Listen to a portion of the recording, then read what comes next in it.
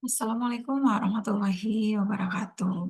Halo mahasiswa sekalian, selamat datang pada mata kuliah Psikologi Pendidikan. Mata kuliah ini memiliki bobot 2 SKS dan akan kita pelajari selama 1 semester ke depan. Dalam mata kuliah ini kita akan membahas berbagai hal yang berkaitan dengan proses belajar, perilaku peserta didik, motivasi belajar, serta bagaimana orang guru memahami karakter dan perkembangan siswa. Sebagai mahasiswa FKIP dan calon pendidik, mahasiswa harus mampu memahami psikologi pendidikan. Ini sangat penting, di mana seorang guru tidak hanya bertugas menyampaikan materi pembelajaran, tetapi juga harus mampu memahami bagaimana siswa berpikir, bagaimana siswa belajar, serta apa saja faktor-faktor yang mempengaruhi keberhasilan belajar siswa. Pada slide pertama ini, kita akan membahas mengenai pengantar mata kuliah psikologi pendidikan. Mata kuliah ini membantu kita memahami bagaimana proses belajar terjadi, serta bagaimana seorang guru dapat mengelola pembelajaran secara efektif. Melalui mata kuliah ini, kita akan memahami perilaku belajar siswa, cara meningkatkan motivasi belajar, serta strategi pembelajaran yang dapat membantu siswa mencapai hasil belajar yang optimal.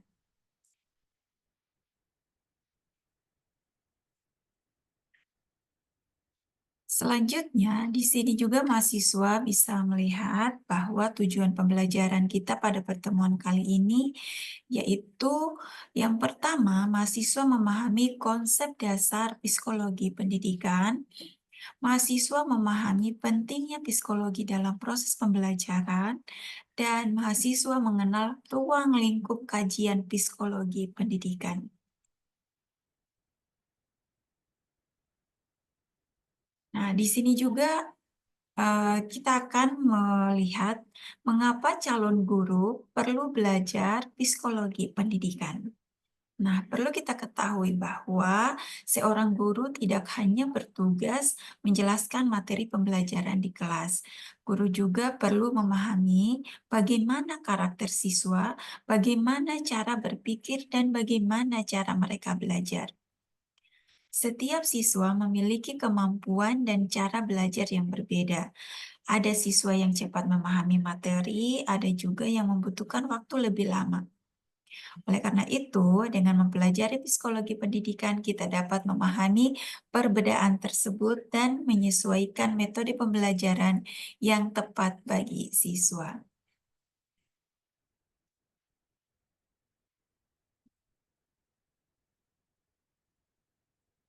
Nah, selanjutnya, pengertian psikologi. Secara sederhana, psikologi adalah ilmu yang mempelajari perilaku dan proses mental manusia. Proses mental ini mencakup cara seseorang berpikir, merasakan, memahami, dan bertindak dalam kehidupan sehari-hari. Dalam dunia pendidikan, psikologi membantu kita memahami bagaimana siswa berpikir dan bagaimana mereka merespon pembelajaran yang terjadi di kelas. Selanjutnya di sini, psikologi pendidikan itu berasal dari bahasa Yunani, yaitu jiwa dan ilmu.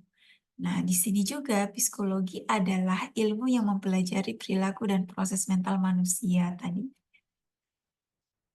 Selanjutnya, psikologi pendidikan. Psikologi pendidikan ini adalah cabang ilmu psikologi yang secara khusus mempelajari proses belajar dalam lingkungan pendidikan. Ilmu ini membahas bagaimana siswa belajar, bagaimana guru mengajar, serta faktor-faktor apa saja yang mempengaruhi keberhasilan belajar siswa. Dengan memahami psikologi pendidikan, seorang guru dapat merancang pembelajaran yang sesuai dengan kebutuhan dan perkembangan peserta didik. Selanjutnya, ruang lingkup psikologi pendidikan. Psikologi pendidikan memiliki beberapa ruang lingkup penting yang perlu kita pahami. Di antaranya adalah perkembangan kognitif siswa, motivasi belajar, proses belajar, perbedaan individu antara siswa, serta evaluasi hasil belajar. Selain itu, psikologi pendidikan juga mempelajari bagaimana seorang guru dapat mengelola kelas dengan baik, sehingga tercipta lingkungan belajar yang nyaman dan kondusif bagi siswa. Di sini juga kita akan lihat bersama bahwa peran psikologi pendidikan bagi guru. Psikologi pendidikan memberikan banyak manfaat bagi seorang guru. Dengan memahami psikologi pendidikan, guru dapat lebih mudah memahami karakter siswa, memilih metode pembelajaran yang tepat, serta meningkatkan motivasi belajar siswa. Selain itu, guru juga dapat memahami penyebab kesulitan belajar yang dialami siswa sehingga dapat memberikan bantuan atau solusi yang tepat.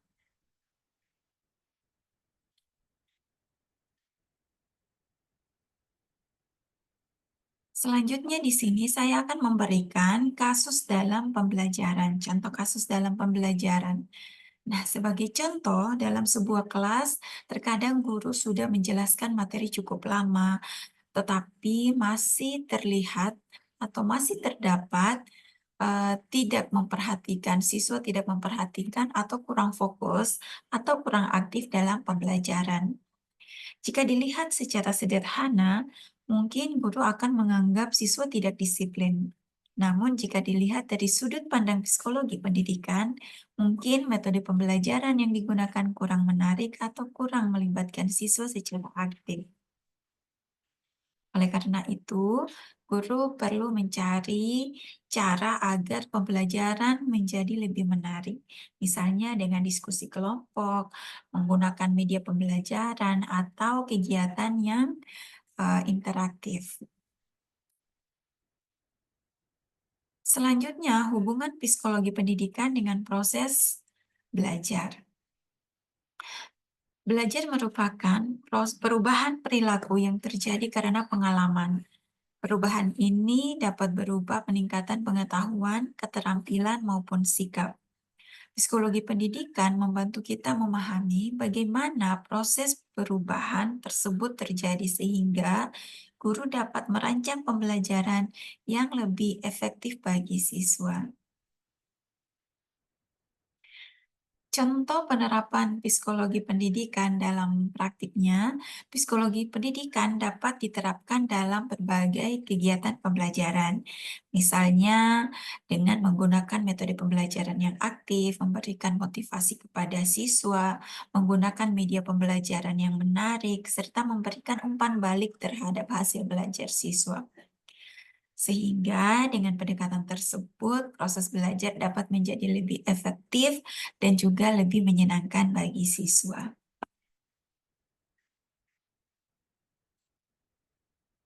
Nah, psikologi pendidikan sangat penting bagi calon guru ya, karena sebagai seorang guru, ketika dia memahami peran psikologi, maka yang pertama, guru itu akan dapat membantu memahami perilaku dan proses belajar siswa. Yang kedua, guru dapat memilih strategi pembelajaran yang tepat dan meningkatkan kualitas belajar di kelas, sehingga guru dapat menciptakan pembelajaran yang efektif, humanis, dan berpusat pada siswa. Baik, itu penjelasan materi pada pertemuan kali ini, sehingga untuk memperkuat materi yang saya jelaskan, di sini saya akan memberikan tugas kepada Anda. Sebagai tugas satu, mahasiswa diminta menganalisis pengalaman belajar yang pernah Anda alami serta kaitkan dengan konsep psikologi pendidikan, di mana di sini Anda dimintai tuliskan mengenai pengalaman belajar yang terbaik atau terburuk yang pernah dialami selama sekolah ataupun selama kuliah. Dengan itu, tugas ini menuntut Anda untuk menjawab 5 pertanyaan yang sudah disiapkan. Yang pertama, ceritakan pengalaman belajar yang paling berkesan bagi Anda. Dan yang kedua, mengapa pengalaman tersebut terjadi, dianalisis penyebabnya. Dan yang ketiga, bagaimana metode mengajar guru saat ini, dijelaskan juga. Dan jika Anda menjadi guru, apa yang Anda akan lakukan agar pembelajaran lebih baik? Dan yang kelima, bagaimana peran teknologi dalam meningkatkan pengalaman belajar tersebut? Baik, terima kasih sudah fokus dan berusaha. Ingat, satu langkah kecil hari ini bisa jadi kemampuan besar di masa depan kalian. Kalian hebat dengan caranya masing-masing. Terima kasih atas perhatiannya. Dan saya akhiri. Wastabiqul khairat. Assalamualaikum warahmatullahi wabarakatuh.